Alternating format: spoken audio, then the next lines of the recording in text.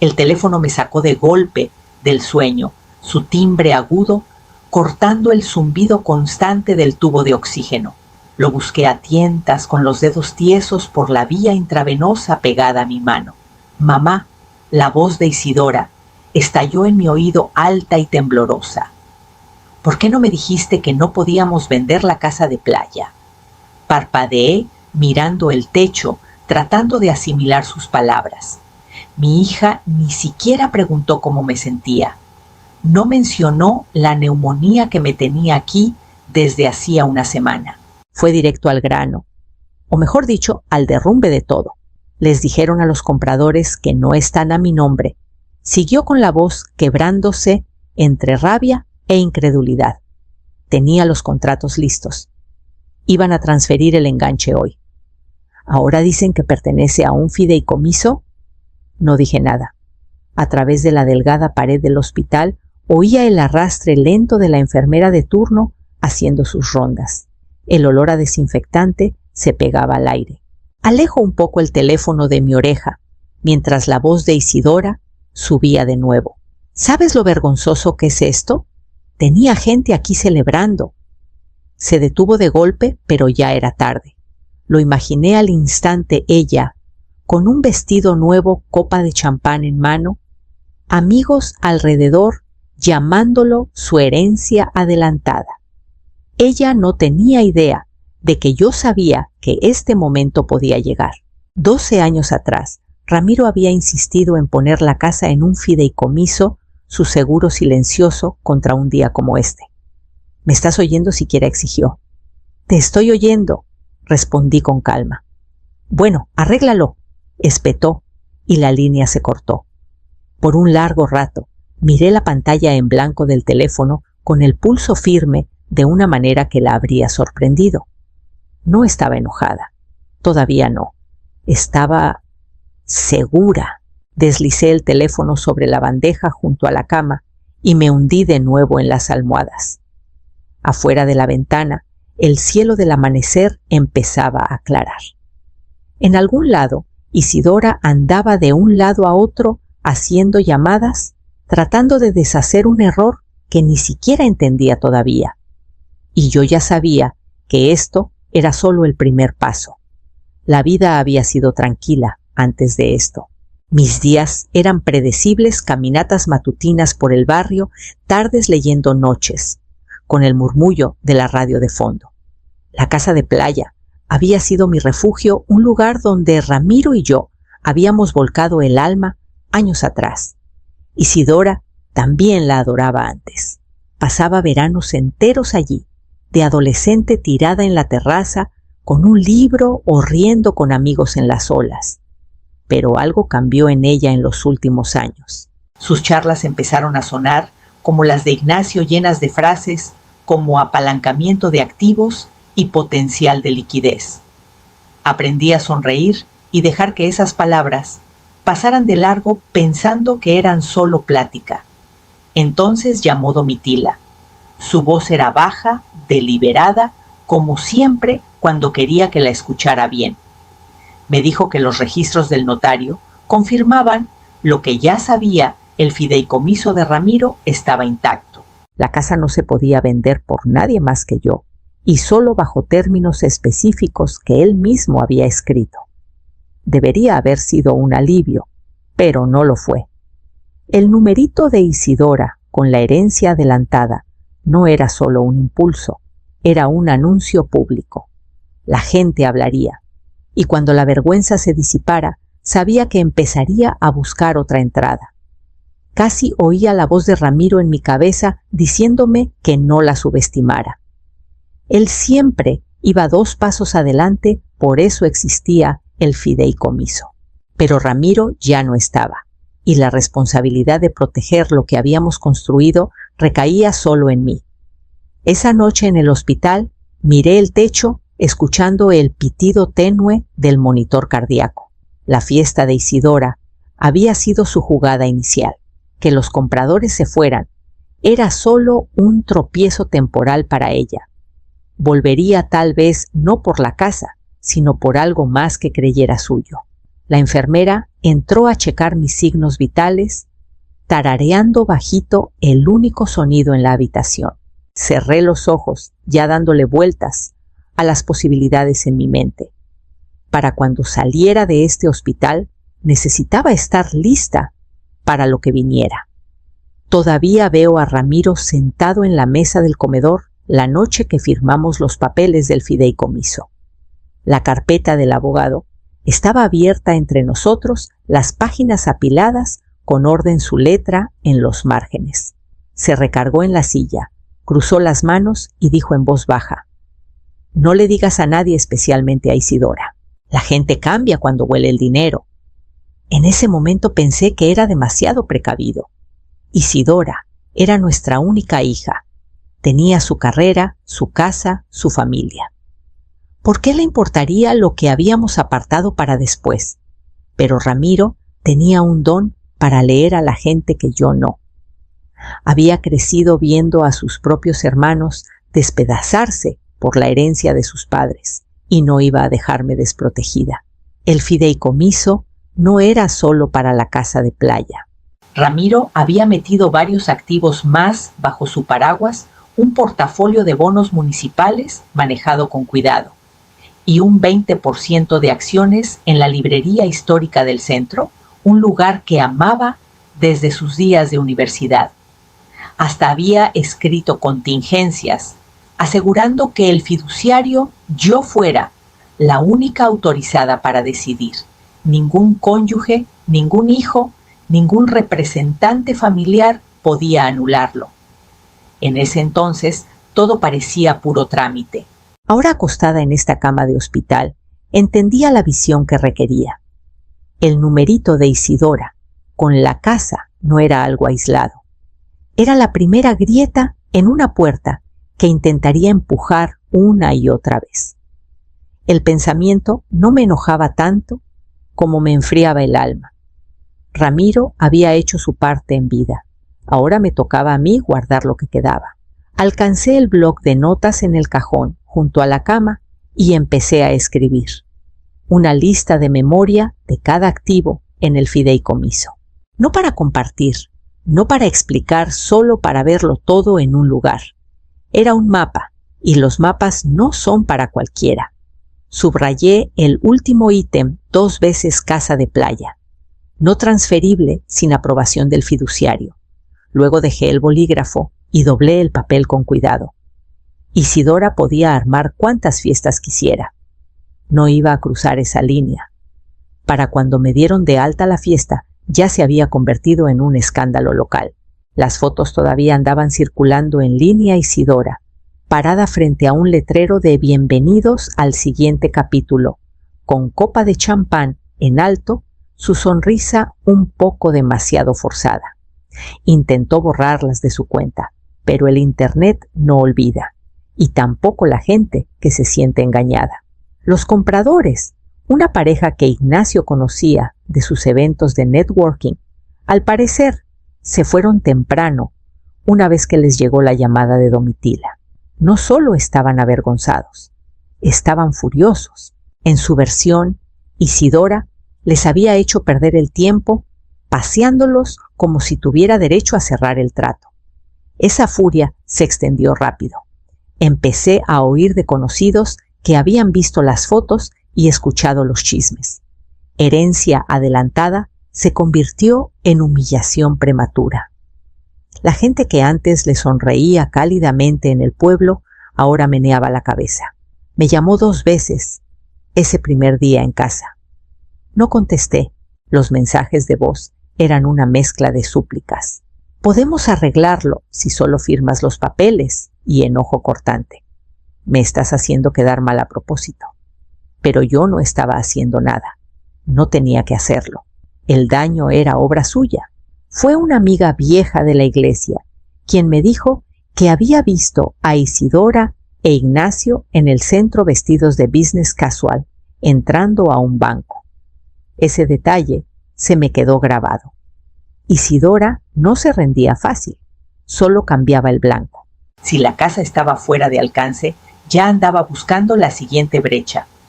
Esa tarde, Preparé té para mí, sentada en la cocina silenciosa, y repasé la advertencia de Ramiro en mi mente. No pararía por la vergüenza, pararía solo cuando chocara con una pared que no pudiera escalar. Lavé la taza, me sequé las manos y fui al escritorio en la esquina. Era hora de asegurarme de que esas paredes fueran más altas de lo que ella jamás esperaría. La llamada de Horacio llegó a la mañana siguiente, con la voz cortante como siempre, cuando la noticia no era buena. Isidora había contactado su oficina pidiendo copias de todos los registros de propiedades y tenencias asociadas a mi nombre. Decía que las necesitaba para propósitos de planeación familiar. Horacio no le dio nada, por supuesto, pero la petición en sí me decía suficiente. Le pregunté qué activo le había llamado la atención. Dudó, luego dijo: las acciones de la librería. Fue el único que mencionó específicamente. La librería. El tesoro callado de Ramiro. Se había metido en ella décadas atrás, cuando andaba en apuros, no solo para preservar un pedazo de historia local, sino porque creía en la visión del dueño. Esas acciones se quedaron en la familia, dando ingresos estables y un valor sentimental que el dinero nunca podría igualar. Podía imaginar a Isidora vendiéndoselo a Ignacio, fácil de vender, bajo mantenimiento capital líquido que podían usar de inmediato. Para ella era otro número en una columna, no los estantes que Ramiro había lustrado a mano, ni el rincón de lectura que ayudó a construir en la parte de atrás. Yo me encargo, le dije a Horacio. Revisa doble las protecciones para esas acciones y no le digas nada, ni siquiera que está prohibido. Después de colgar, me senté al escritorio y abrí un blog nuevo. Esta vez mi lista no era solo de activos, era de defensas. ¿Cuáles estaban en el fideicomiso? ¿Cuáles tenían contratos o cláusulas adicionales? ¿Cuáles podría necesitar mover a manos más seguras antes de que intentara de nuevo? Para cuando terminé el papel, parecía menos un inventario y más un plan de batalla. Isidora pensaba que andaba rodeando una presa. No se daba cuenta de que el terreno donde pisaba ya estaba marcado y reforzado. Doblé la lista y la guardé en el cajón con llave donde Ramiro tenía sus notas privadas. La llave seguía en una cadena alrededor de mi cuello como siempre. Si quería jugar este juego, descubriría que yo había aprendido las reglas mucho antes de que ella pensara en intentarlo. Volver a casa después del hospital se sentía diferente esta vez. La casa estaba en orden, pero la recorrí con ojos nuevos, notando cada lugar donde guardaba documentos importantes, cada cajón que podría tentar a alguien buscando ventaja. Lo primero que hice fue sacar la caja metálica del fondo del closet de mi recámara. Dentro estaban las enmiendas finales de Ramiro al fideicomiso Actualizaciones, que hizo un año antes de morir. Metí el paquete en un sobre más grande, junto con las escrituras de propiedades y los certificados de acciones de la librería, luego los sellé. Esa tarde manejé al banco. La caja de seguridad había estado a mi nombre solo por años, rara vez abierta, salvo para agregar algo nuevo. Mientras el empleado deslizaba el cajón hacia mí, puse el sobre dentro y lo cerré. Se sentía como anclar un barco antes de una tormenta. Más tarde, en el supermercado, vi a Domitila cerca de la sección de frutas. No se detuvo a platicar, solo pasó y con la naturalidad de la costumbre deslizó un sobre manila en mi carrito entre las naranjas. No lo miré hasta llegar a casa. Dentro había una copia certificada de los documentos del fideicomiso, los mismos que listaban cada activo que Ramiro había blindado junto con el lenguaje que los hacía intocables sin mi consentimiento. Verlo en blanco y negro me dio una calma que no había sentido en días. Guardé la copia en el cajón del escritorio, donde tenía mi libro de cuentas personal, cerrándolo con la llavecita de latón que Ramiro me había dado una vez con una sonrisa. Sabrás cuándo usarla, dijo. Esa noche me senté en la sala con el sobre de Domitila en el regazo. No era solo prueba, era un arma, y no tenía que usarla, a menos que ella me empujara lo suficiente. Y conociendo a Isidora, ese momento se acercaba. Llegaron sin avisar Isidora, primero por la puerta Ignacio detrás con una caja de pastelería.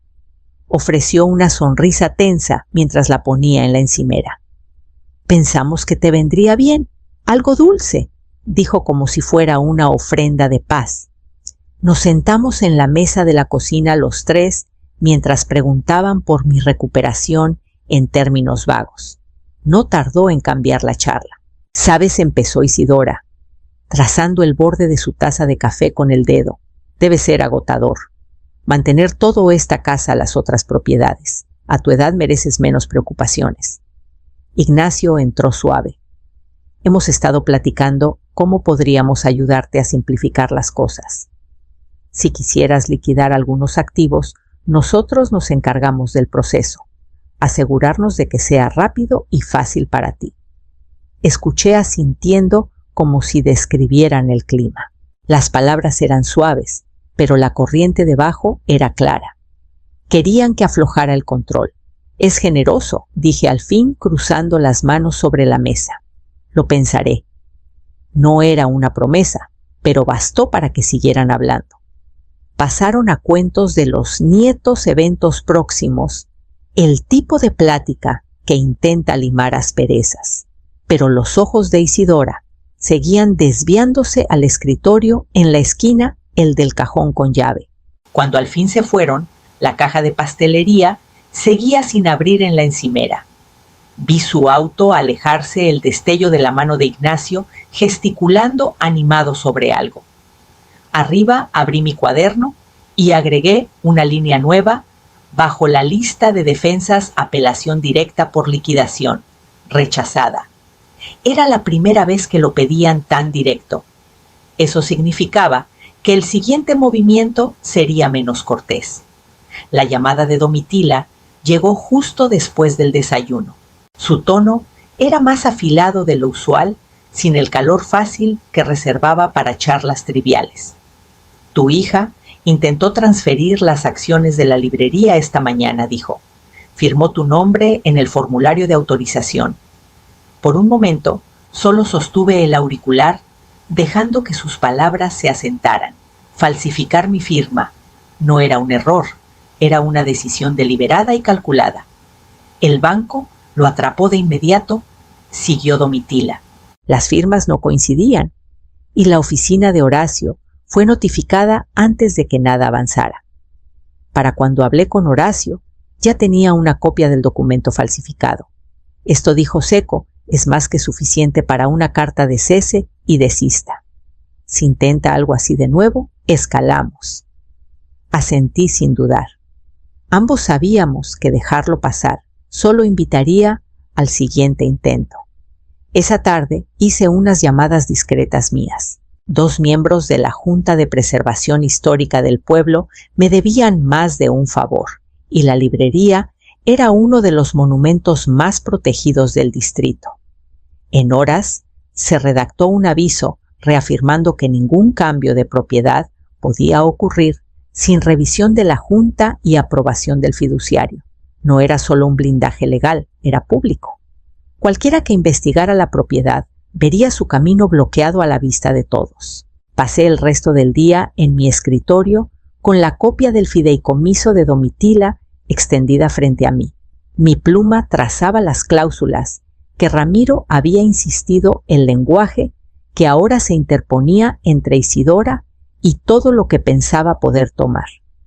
Al atardecer, Horacio me envió una copia de la carta que había enviado por mensajero a su dirección. Era corta, precisa, y no dejaba espacio para malentendidos. La línea estaba trazada y esta vez escrita en más que tinta. Llegó justo después del anochecer, sin tocar, sin saludo, solo la puerta abriéndose y Isidora allí con la carta en la mano. Sus mejillas rojas, los ojos vidriosos de ira. «¿Qué es esto?», exigió, empujando el papel hacia mí. «¿Una cese y desista contra tu propia hija?».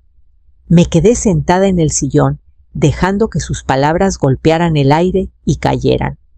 «Esa carta es exactamente lo que dice», respondí con calma. «Falsificaste mi firma.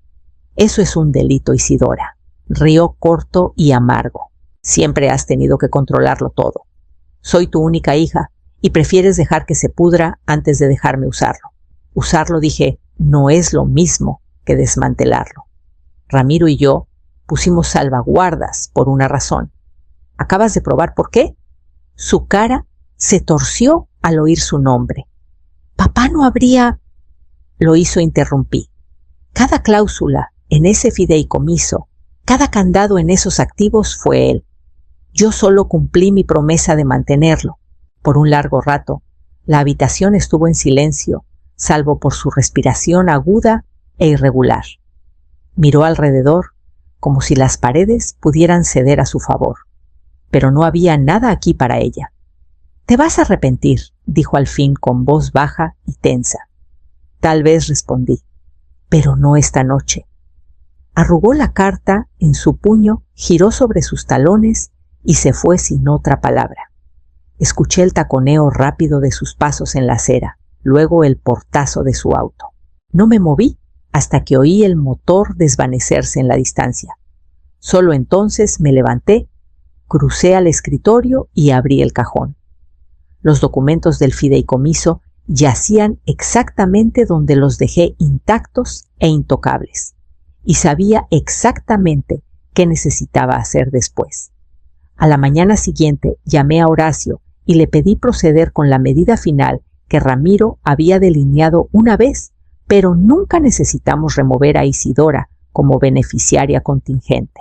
El fideicomiso ahora la saltaría por completo, fluyendo en cambio al fondo de becas comunitarias que ambos habíamos apoyado por décadas. No era venganza, era claridad. Las protecciones que pusimos eran para preservar, no para premiar imprudencias. Y después de lo que hizo, no quedaba justificación. Horacio manejó el papeleo rápido. Para el mediodía, las enmiendas estaban firmadas, testimoniadas y archivadas. El cambio era irrevocable. No llamé a Isidora. No había nada que decir que no terminara en otra pelea, y yo había terminado de luchar. La decisión estaba por escrito, atada por ley y fuera de su alcance. Eso era lo que importaba. Esa tarde caminé a la librería.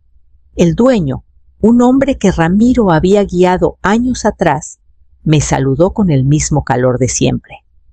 Compré una pila pequeña de novelas, más por el ritual que por la lectura.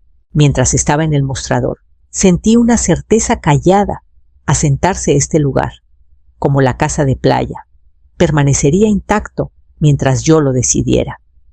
Al volver a casa, la contestadora parpadeaba. Borré el mensaje sin oírlo. La carta de cese y desista arrugada seguía en la mesa del pasillo donde la había tirado y la dejé allí.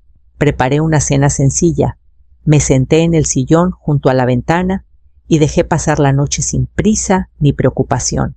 Afuera, las luces de la calle se encendieron una a una, marcando el fin de otro día. La voz de Ramiro me llegó entonces no en recuerdo, sino en la verdad quieta de lo que habíamos construido juntos. Algunas cosas valen la pena sostenerlas, no importa quién intente quitártelas. Y yo pretendía sostenerlas.